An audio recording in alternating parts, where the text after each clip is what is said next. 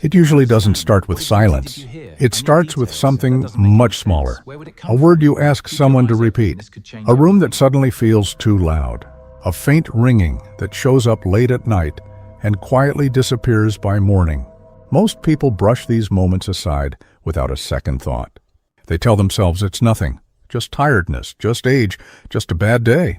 But what if these quiet signals were never random at all? What if your auditory system has been trying to send you a message this entire time, and almost no one was ever taught how to read it? For most of us, hearing is something we never think about until it begins to slip. And when it does, it rarely arrives as dramatic sudden loss. It arrives as friction. Conversations that take a little more effort. The television volume creeping higher, one notch at a time. A strange, heavy fatigue after a long day of simply trying to follow what people are saying. You might find yourself nodding along, pretending to catch every word, quietly exhausted by the invisible work of keeping up. These are some of the most overlooked signs that your auditory system may need support.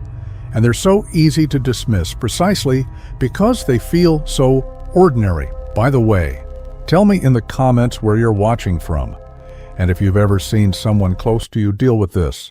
I'd really like to hear your story. But here's the part that matters most. The real problem isn't the symptoms themselves. It's the silence that surrounds them. We've been taught a quiet, comfortable lie, that hearing decline is simply normal aging, something to accept rather than something to understand. So we wait. We ignore the early signals. We let months and even years pass before asking a single real question. And while we wait, the underlying pressures keep building in the background. Chronic stress, constant noise exposure, reduced circulation, and the slow accumulation of oxidative stress that quietly affects some of the most delicate structures in the entire human body. What most people don't realize is that this silent neglect is the real common enemy. Not age itself, not a single bad habit, but the years of looking away from signals that were never meant to be ignored. And this is where it gets interesting.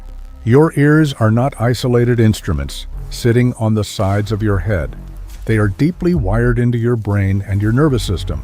Sound doesn't simply enter the ear and stop there.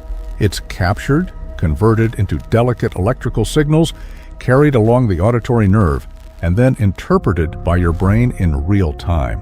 Which means hearing was never purely a mechanical process. It's a neurological one, and this is where the real story begins. The tiny hair cells inside your inner ear depend on healthy blood flow and a steady supply of oxygen and nutrients to do their job.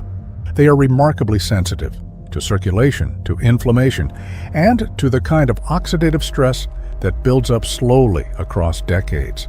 When that delicate inner environment is under strain, the signals reaching your brain can become weaker, noisier, and harder to decode. So what feels like a simple hearing problem may actually be a whole system signal.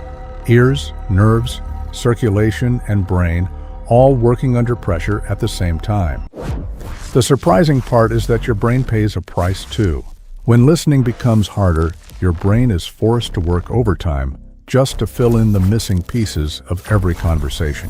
That extra mental effort can quietly show up as fatigue, reduced focus, and that foggy, drained feeling at the end of a demanding day. The ear-brain connection runs in both directions. Strain one, and you may strain the other. But support one, and you may be supporting the other as well. This reframes everything.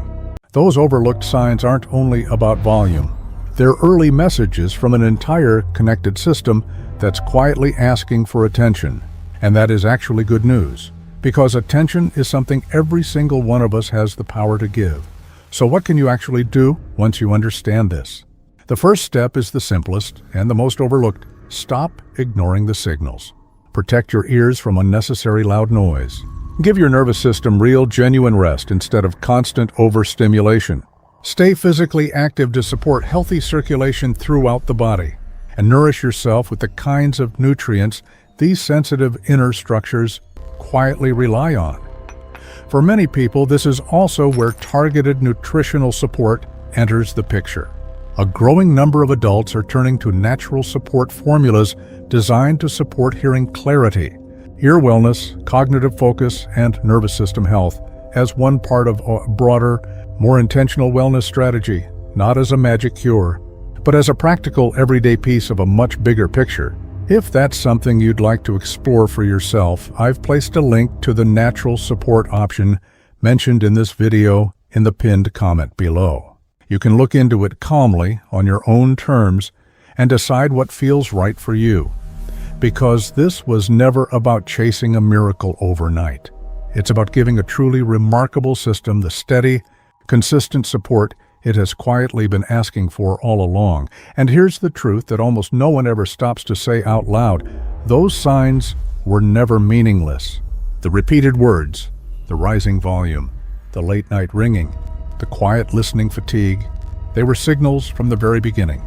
And once you understand the hidden connection between your ears, your nerves, and your brain, something shifts. You stop seeing these moments as random annoyances, and you start seeing them for what they truly are: information. Your auditory system has been speaking to you this entire time. The question was never whether it was sending signals. The real question is whether you were finally ready to listen. And starting today, you are. That single shift in awareness, from ignoring the signs to understanding them, might just change the way you protect your hearing, your focus, and your mental clarity for years to come. Stay curious. Keep paying attention.